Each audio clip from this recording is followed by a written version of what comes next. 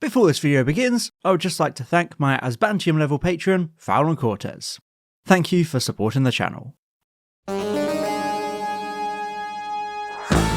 Worst Doctor Who companion is a label that gets thrown around a lot. After all, there have been dozens of companions joining the Doctor in their 62 years of travelling through time and space. It's an incredibly prominent role, the co-lead of the show, and it can even be a significant launchpad for many actors, such as Karen Gillan, who went on to do a couple of movies that did a little bit okay, something called the MCU, whatever that is. But for every Rose, every Sarah Jane Smith, there's an Adric, or a Ryan Sinclair. Not every companion can be a hit and accurately carry the show alongside the Doctor. And in recent years, Doctor Who has very much struggled with its companions. We've had the absolutely brutal gauntlet of Ryan, Yaz, Ruby, and most recently, Belinda Chandra. But despite the former three all having issues of their own, such as wooden acting, bad writing, and a general forgettable presence, Belinda is by far the worst Doctor Who companion of the modern era. But it's not even for those reasons. Well, yes, it still is, but her acting wasn't wooden at least. Belinda is the worst Doctor Who companion because she shouldn't even exist, and therefore became a catastrophic fumble, crescendoing in one of the worst ever companion exits in the show's history. And trust me,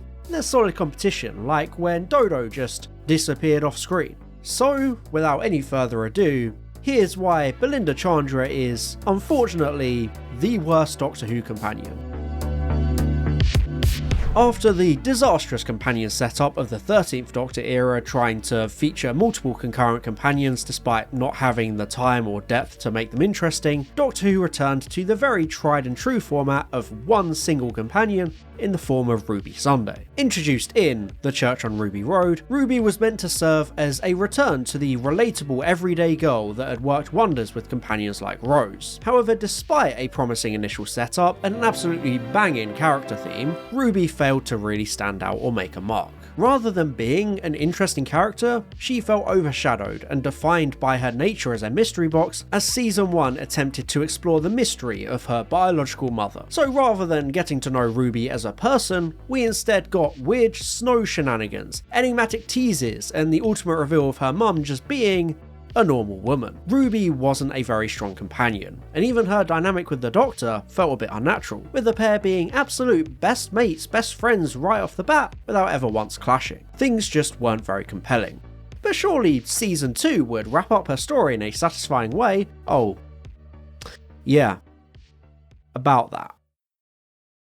The original plan was for Ruby Sunday's character to span 2 seasons, but due to various behind the scenes issues, which were unfortunately blamed on Millie Gibson in a blatant smear campaign, the character was dropped after the first season, causing a complete mess of a production timeline as new companion Belinda Chandra was suddenly cobbled together as a replacement, and thus Belinda shouldn't even exist to begin with. She was never the plan, and as a replacement for Ruby, she inherited the same character flaws of Ruby herself. Since the change was so last minute, it only made a weak character foundation weaker, to the extent that we know even less about Belinda than we do Ruby. I mean, what, other than being a nurse, do we exactly know about her?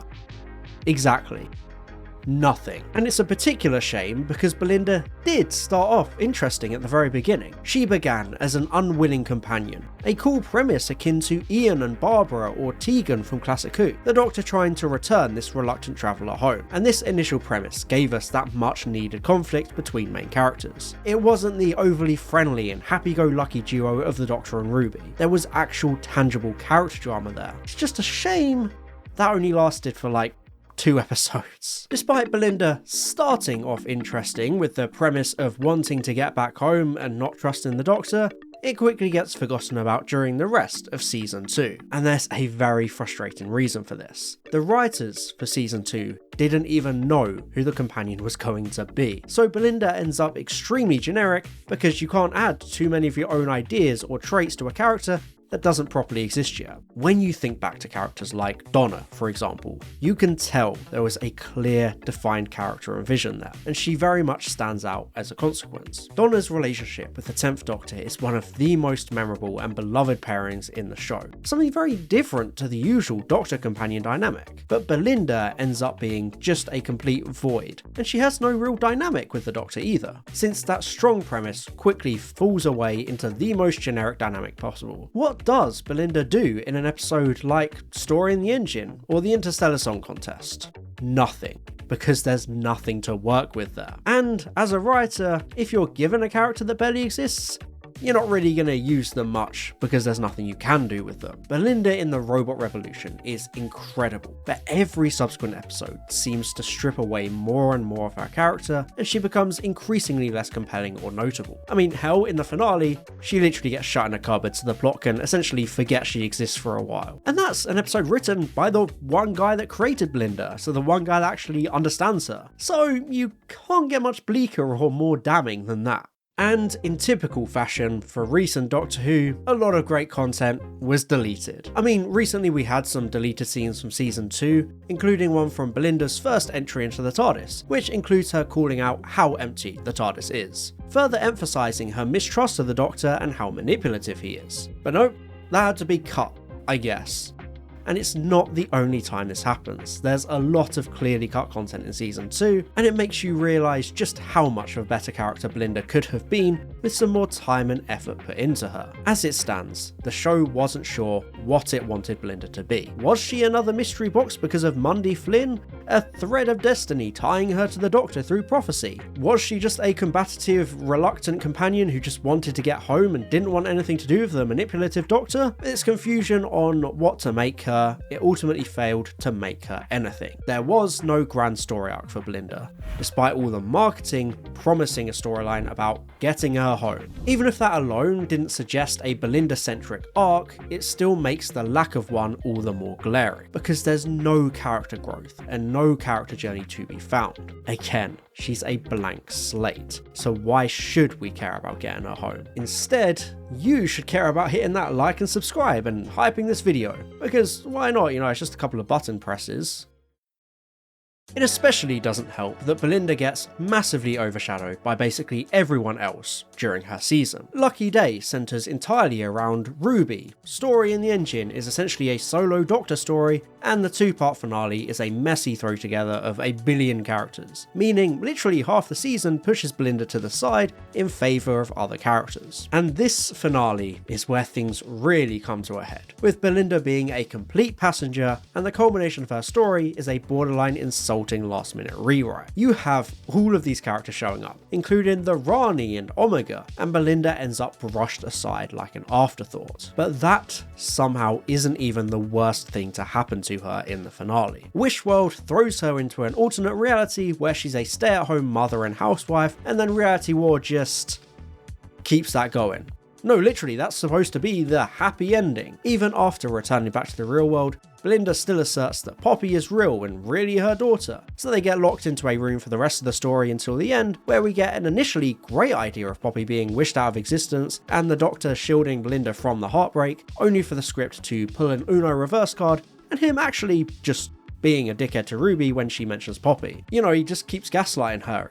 Clearly the original intent was he knew and he was just being nice to Belinda, but no, they just changed that, so he's just being a dickhead. And then, Ruby is able to convince him otherwise all the way until he decides to kill himself to rewrite reality and make Belinda Poppy's mother, leading to an insane ending where it's retconned that she was trying to get home to her daughter this whole time. Pretty messed up.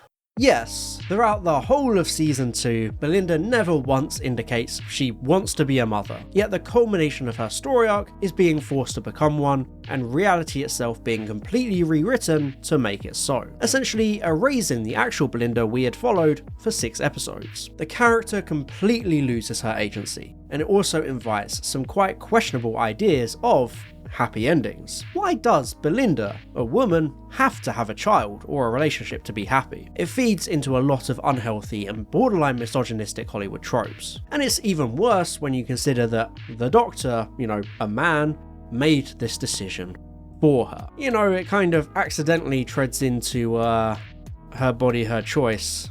Lol jokes, she doesn't get a choice. Belinda never consents to this rewriting of reality, but rather than using that to highlight how right she was to mistrust the Doctor and consider him dangerous, it's treated like some heroic move, and that's just very tone deaf and damages Belinda as a character because it further regresses her into being a meaningless blank slate the story happens around. And even on a metatextual level, it takes agency away from Belinda, because this was never even meant to be her storyline. It's very obvious that the stuff with Poppy was meant to happen to Ruby. There's a lot of heavy-handed foreshadowing in Space Babies regarding Ruby and babies, along with, explaining why it's Poppy that is the baby she imagines having in Wishworld. So it's clear that she was the original intention for this whole storyline. To take that from one character and soullessly transpose it onto another, who was created last minute, is very bad writing, and only emphasises how questionable the whole "you have a baby now" ending is.